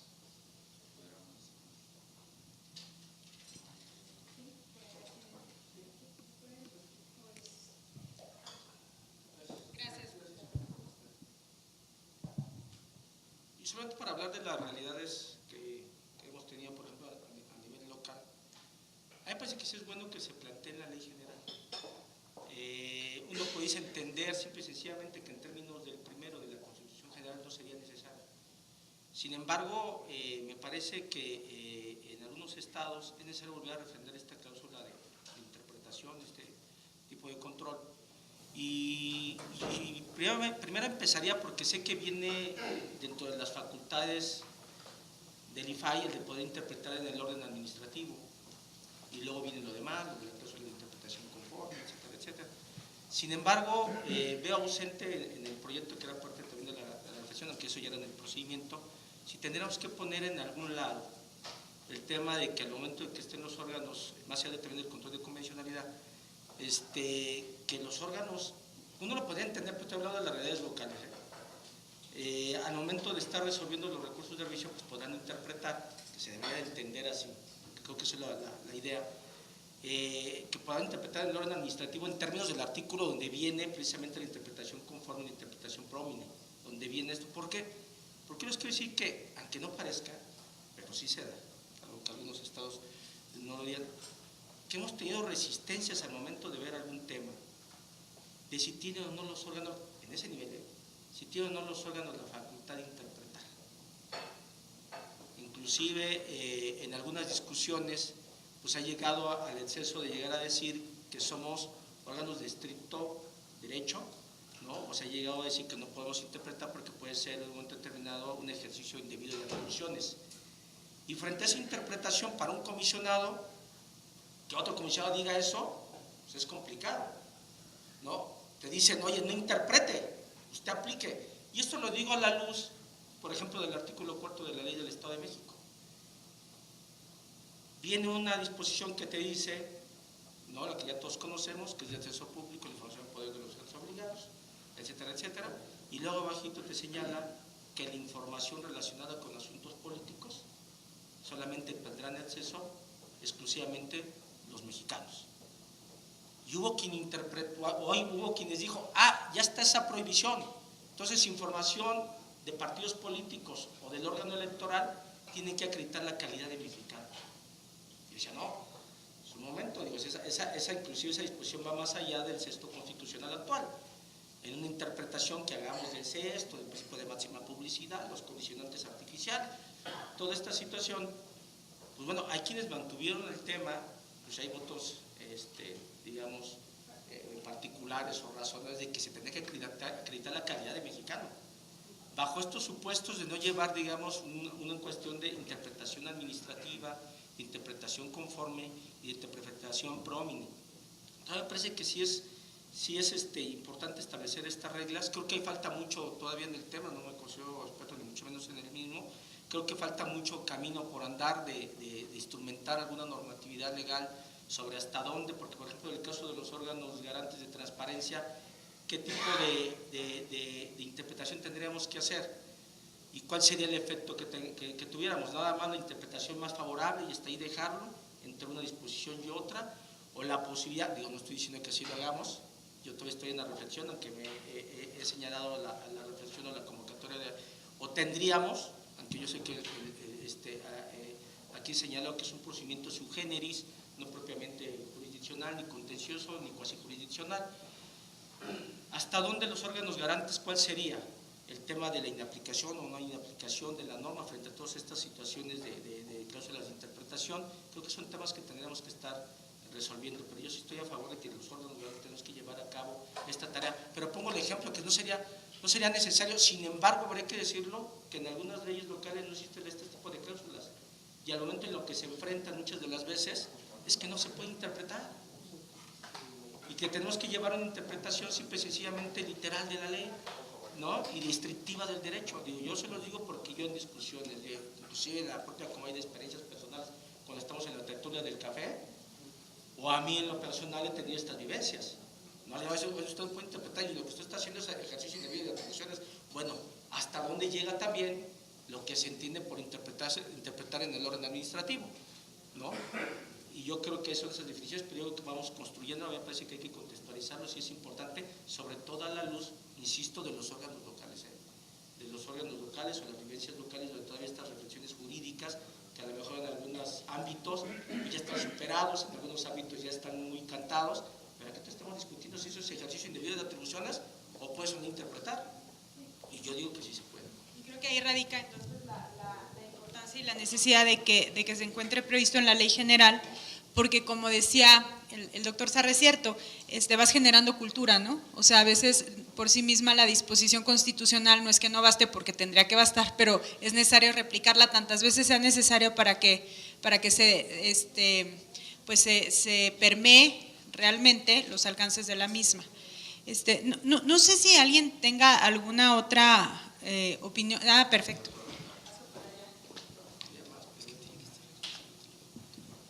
Sobre este tema del control de convencionalidad, y es que depende de qué alcances, digamos, de acuerdo con esta cosa de los varios, el expediente de la Corte es la definición, que a mí me parece que también la Corte se metió en una cosa que no debería. Dice, la autoridad judicial puede desaplicar leyes, ¿no? La autoridad administrativa puede interpretar de conformidad con la Constitución. Por tanto, deduciríamos de ahí que si el IFAI no es autoridad judicial, sino de otro tipo, solamente podría interpretar de conformidad con la Constitución y no desaplicar leyes, ¿no? A mí me parece que la Corte no tenía por qué meterse en aquello que la administración podría o no podría hacer, dado que no está en el ámbito jurisdiccional, ¿no? Entonces, ahí, ahora, pero entonces, si una idea minimalista es, bueno, el IFAI puede interpretar de conformidad con la Constitución y los tratados internacionales, y entonces no tiene el poder de desaplicar. Si tiene el poder de desaplicar, entonces incrementamos la potestad. Entonces, esto de control de convencionalidad constitucional, primero habría que precisar qué, ¿no? Ahora, yo creo que hay varios temas y no me atrevería a dar una afirmación. Yo creo que institucionalmente hay un tema con el IFAI, y que lo he visto en las discusiones entre los comisionados del IFAI y probablemente en los estados CD también, es ya no solamente si tiene o no facultad de interpretar, creo que sí la tiene, sino la facultad de interpretar constitucionalmente o hacer interpretación constitucional, ¿no? Dado que tiene un estatus ya no de órgano administrativo de la Administración Pública Federal, sino constitucional, me parece que puede hacer interpretación constitucional. Ahora, a mí me crea un tema, y es que tampoco puede hacer lo mismo que el Poder Judicial o que la Corte por varias razones. Y yo creo que ahí tiene, primero yo creo que el IFAI tiene una competencia constitucional de concreción de un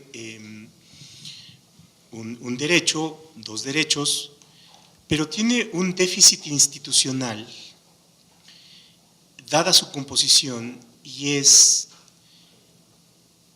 que el control que hace material tampoco tiene el expertise que podría tener el de la Corte o un juez en tanto control de derecho, control jurídico, ¿no? Por su misma composición. Y por tanto, y esa es una de las cuestiones que me parece que hay que ver hacia futuro, si llega a ser control de convencionalidad fuerte como desaplicar leyes, su probabilidad de error se incrementa. Entonces, institucionalmente lo que tendríamos que hacer es ver cómo minimizamos la probabilidad de error. A ver, porque hacer control de constitucionalidad y convencionalidades no es más que la discrecionalidad y construir interpretaciones para el caso dependiendo de lo que nos parezca o no nos parezca el derecho o la atribución de la… Y entonces tenemos que minimizar el riesgo de errores, ¿no? Y esa es mi apreciación. Yo creo que en eso institucionalmente a los órganos de control les hace falta todavía un gran trecho, ¿no? Si comparamos la calidad argumental con la calidad argumental de la Corte Interamericana, la verdad es que todavía no, nos hace falta mucho trabajo por recorrer. Entonces pero además hay otro tema aquí que es el gran problema de los controles de convencionalidades difusos que tienen las autoridades judiciales, y es cuando los actos no pueden ser recurribles por la autoridad. Y entonces ahí hay otro problema. Porque aparentemente siempre la autoridad es la mala y el gobernado es el bueno, pero eso depende, ¿no? Y entonces el otro punto es, ¿cómo hacemos para que los elementos que debiera tener en la decisión nos lleven a que el IFAI, si se le da, sean decisiones mucho más informadas, discutidas, en donde se minimiza la probabilidad de error, ¿no? Y de falla? Y por supuesto, tampoco tengo la solución, pero creo que esas son de las cuestiones que habría que cuidar, que son como lo adjetivo de llegar al punto, ¿no? No más.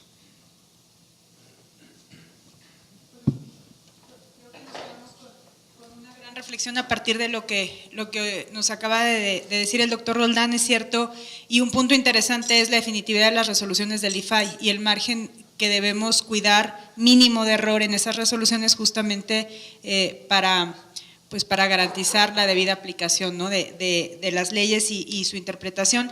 Yo creo que un tema es justamente los elementos que tendrán que valorarse o los principios que tendrían que seguirse para la interpretación, pero por supuesto es un tema mucho más largo y es una discusión no acabada que más bien nos deja con una gran reflexión, porque es un gran punto.